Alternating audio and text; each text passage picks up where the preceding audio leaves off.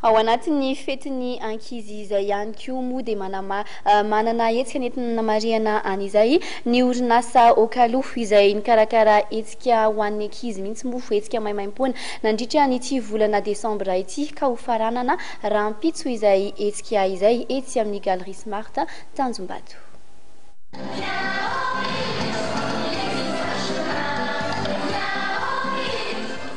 Fetin'ny ankizy ny Noely ary maramarika izany ny hetsika tanterahan'ireo mpikarakara hetsika samihafa.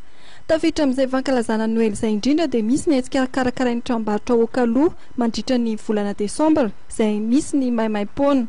Rahampitso talata eto amin'ny Galerie Smart Tanjombato no hamaranana izany.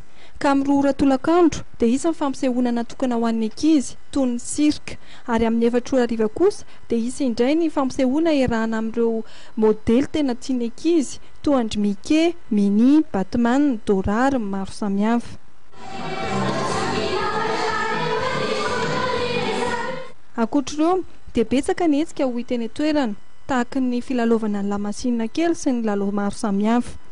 Toerana iray fampitaonan'ny ankizy arak'izany etsy amin'ny Galerie Smart Tanjombato ka aza tonoina Rahampitso talata 4 desambra miaraka amin'ny tranombarotra Okalou etsy amin'ny Galerie Smart.